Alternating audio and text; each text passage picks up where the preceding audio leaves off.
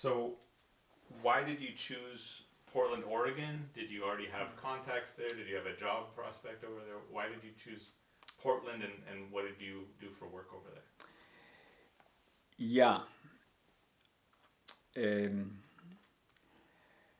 the reason we chose Portland because we had good friends over there, Dean and Jack Foyer, that we knew them since 1966,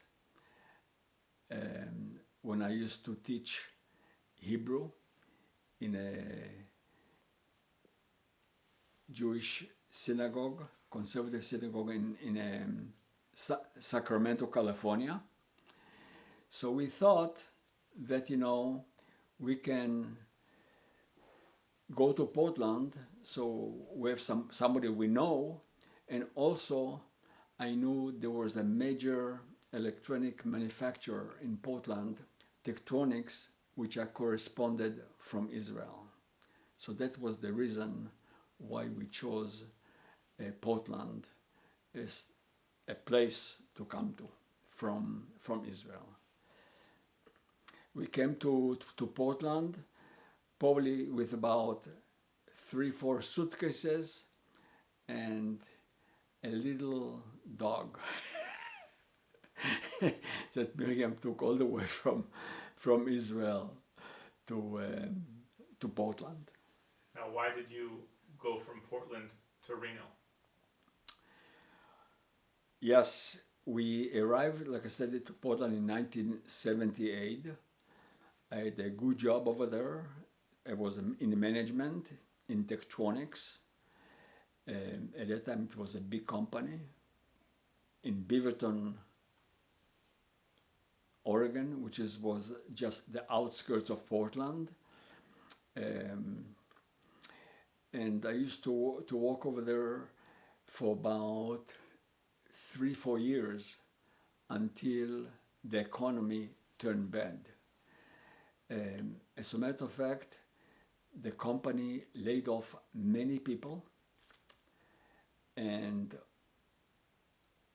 offered me, which was quite a high-level manager, a job in janitorial. And I tell you, that's now fun to become a janitor in the same place after you told other people, other managers, what to do for about 4 years. So this was pretty demoralizing, to work in this thing because I didn't see an end to that. And after a while, we looked for in Portland. I couldn't find any job in the engineering field. So we decided to look elsewhere. So I sent resumes to different places, and one of the companies that were interested in my background was Lynch Communication in Reno, Nevada. So that's the reason why we went over there. The company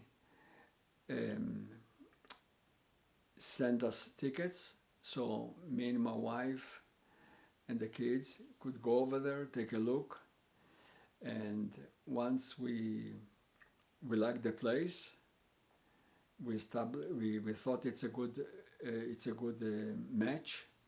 I joined the company. It was a management, it was customer service basically, responsible for customer service not only in the US but also worldwide. Lynch Communication, they build repeaters which basically amplify the signals for telephones so the telephone can become heard online on wires for a long distance. I had a very interesting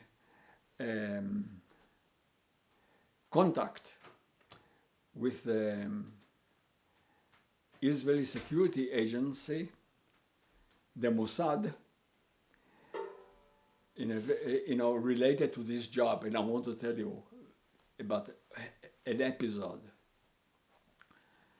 Like I told you, I was responsible to teams of technicians to support the company products in different countries. One of the countries was Saudi Arabia. One day, I get a phone call from somebody, I forgot the name, but he mentioned somebody who used to be a friend of mine years ago in Portland, Oregon.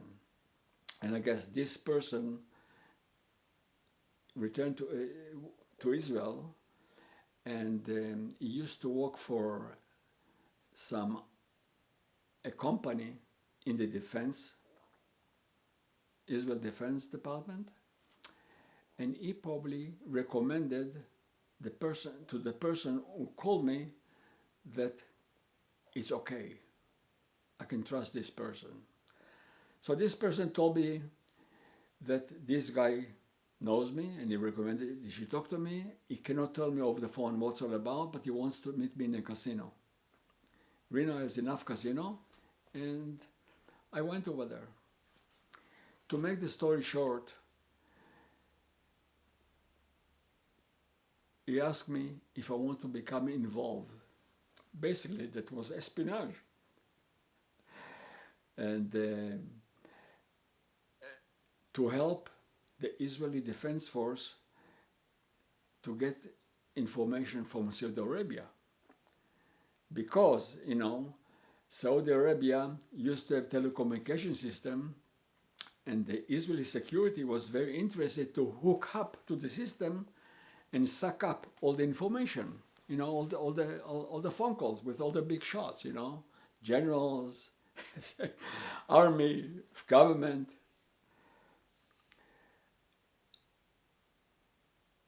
I told this person, I want to think about it. This is something I cannot tell him right away. So we decided on a follow-up meeting. A few days later, I thought about it.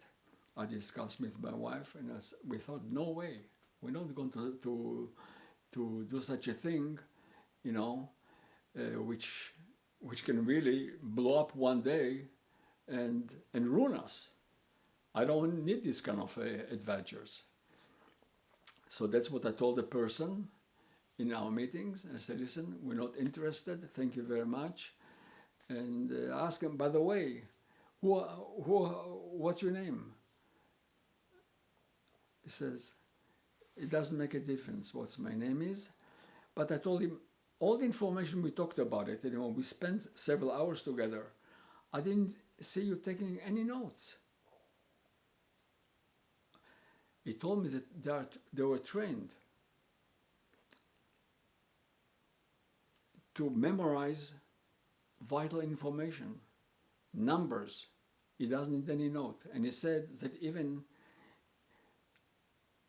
if you leave the casino and been arrested, he has no incriminating documents, but everything is in his head. I was pretty impressed with that. But anyhow, that was the end of the story about being recruited to the Israeli intelligence network. And yes, Moshe. As a side note, while you're in Reno, I have to ask you, when did you get this instrument, and why did you get a banjo in Reno? Yeah, Reno was a lot of music, was played in Reno.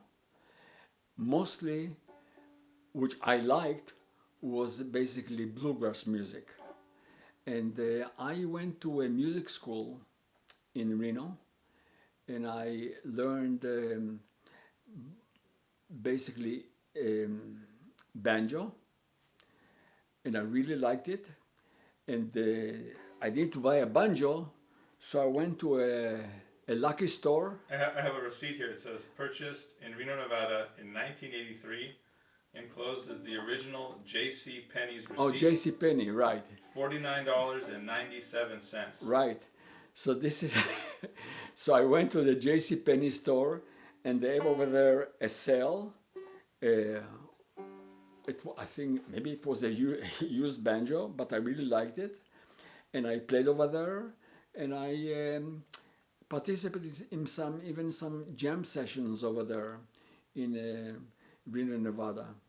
I also want to mention when we lived in San Jose in the 1960s, I took also lessons on a guitar.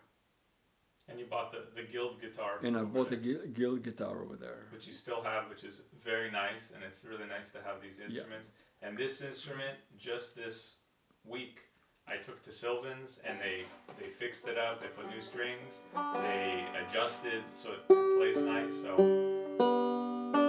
yeah, that's nice. So it's a good shape now. So that's fun to have this story. And also, in Israel, you played the violin. When did you start playing the violin? Yeah, the violin. I started playing violin probably when I was 8-9 years old. I had a very unique teacher. Her name was Inca Piatelli. Inca Piatelli. She was German. She was born in Germany. She was not Jewish. And her husband, I forgot his first name, but his last name was Piatelli. He was an Italian Jew who survived the Holocaust. He was an aeronautical engineer, and they lived together in Tel Aviv, in Shadal Street, is on the corner of Sderot Rothschild and Allenby, and she had a music school. She was very gifted teacher, and she knew how to teach.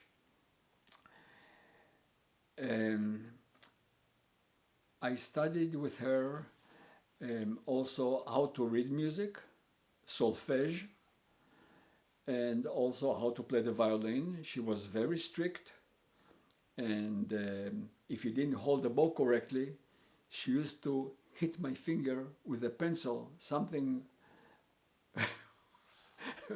which hurt quite a bit. But you learn not to make these mistakes. She was very strict. Why I talk about her is because about her life. Like I said, she was not Jewish. She was married to this guy who and 2 or 3 other people started the Israeli aircraft industry. He was an aeronautical engineer. He finished his studies of course, in Italy. Was a very bright person, and there was a tragedy. The tragedy was several years, maybe in the 1950s, that Inca Piatelli, she used to go in the summer with one of the first recorders, play recorders, and go to concert in Europe, record them, coming back and play it to us, to our students. One year, when she was in Europe, I think in Germany, her husband was supposed to pick her up from the airport.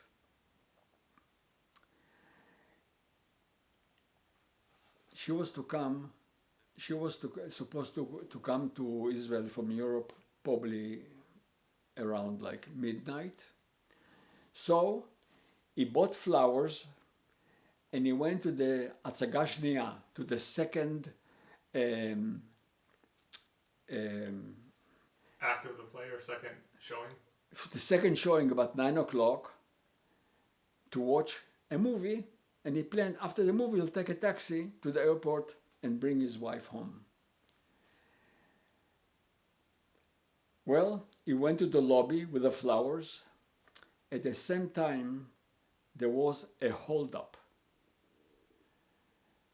Some guy, I forgot his name, but a very famous Israeli criminal, hold up the cashier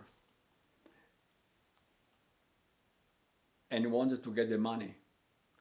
I don't know what happened, if the cashier gave him the money or not, but he got mad and he shot one shot to the lobby. And this shot killed Piatelli, who was supposed to go a few hours later to the airport to bring his wife with the flowers. Can you believe it? What a tragedy. The wife lands and somebody has to tell her that your husband got killed. That was a big tragedy. What happened? I forgot the name of the killer. But what happened over here, it's unbelievable. Ainka Piatelli, she believed in the power of music.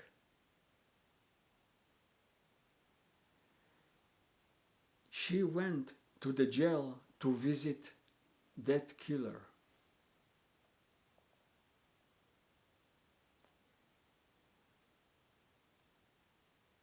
She asked him if he wants to learn guitar. He was interested in learning guitar. Ainka Piatelli. That guy, by the way, got maybe about life in prison punishment. She taught him guitars, coming every week to the prison to teach the person who killed the husband how to play guitar. He did very well. And the authorities saw him doing good, this guy. You know, interested in music, serious about it, doing very good. So he got an early release. He didn't sit, maybe about after 10, 15 years, they released him. He started teaching, playing guitars.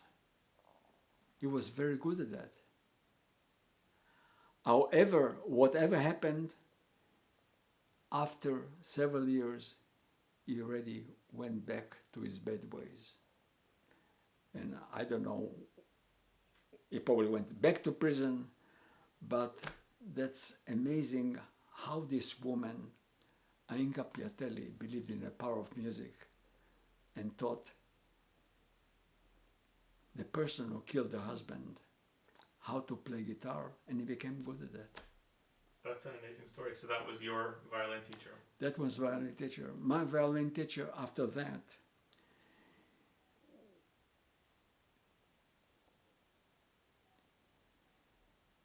after all this experience, she stopped. She couldn't teach anymore. It was too much for her to handle. So she got a job as a librarian, how do you say it? Librarian.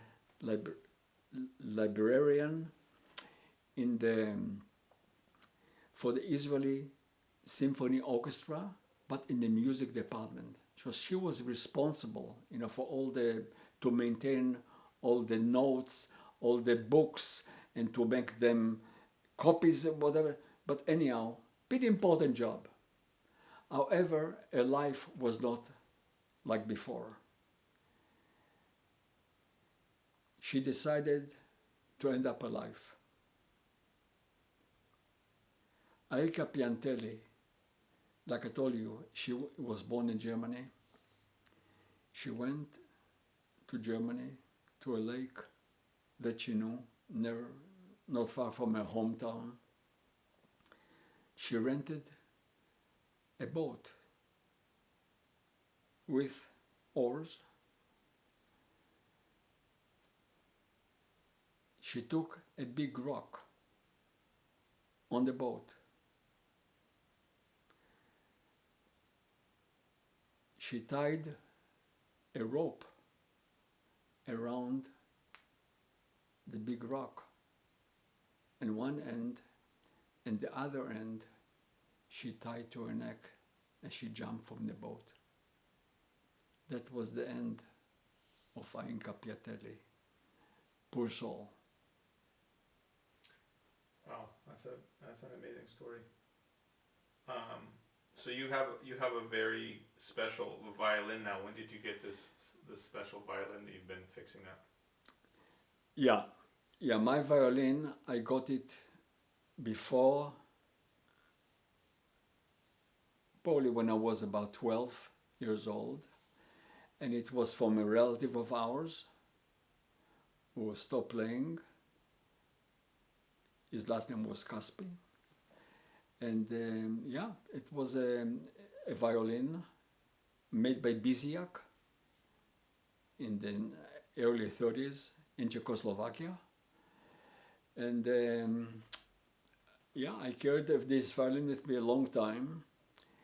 And about 2 years ago, I decided to fix it up, to bring it. It has some problems. So I hired a violin builder to help me with that. He supervised me, and I did most of the work. So I opened it. We did quite a few things over there. I spent quite a few hours. And right now, it's really in good shape. I put good lacquer on it. And it's worth quite a bit right now. So I'm still keeping it. And I'm enjoying it. Now with the corona around, I starting back and every week I played quite a few hours. Not in one time, but I spread it different days.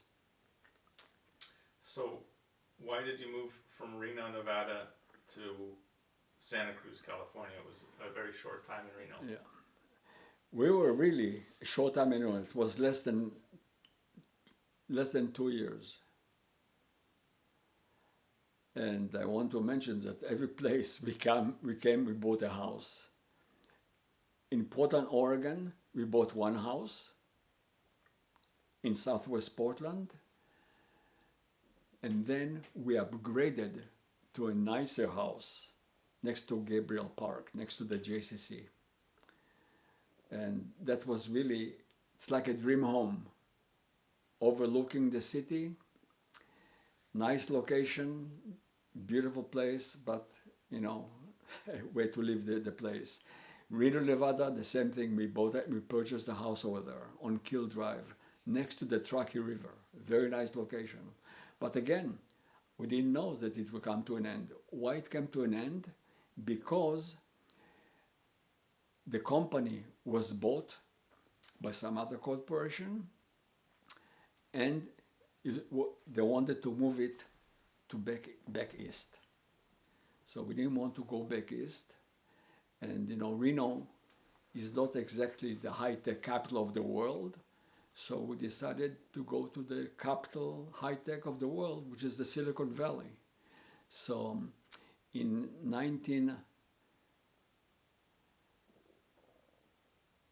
sometimes it's becoming for me. In 1982, 83, I think early 83, we moved to Reno, and we were there for about a year and a half. And then I was accepted to a job in Santa Cruz, California by Plantronics. So we became back to Santa Cruz, and we decided to look for where to live. We wanted to live next to a school. So we drove around, and especially Miriam, she looked for schools around. And one of our trips we saw, it was in October, around Sukkot. We were driving in Aptos, and we saw a sukkah. So, wow, a sukkah in Aptos, and also Aptos has a good school. That's a good combination. So that's how we ended up in Aptos, because it has a good school, Rio Del Mar, and a nice Jewish community. Temple Bethel. So we joined the Temple Bethel, and we rented a place over there for a while, for about 2 or 3 years. And after that, after the earthquake, we purchased a home in Aptos. You actually bought it right before the earthquake, because I remember the earthquake in Tiburon. Right. So just when we moved in. We bought it. Yeah, we got a present, because after we bought it, with a major earthquake, and we lost a lot of glass, but thank goodness nothing happened to us. And we lived in that place for about 30 years. So I'm just going to stop so I don't run out again. And I wanted to ask one more thing.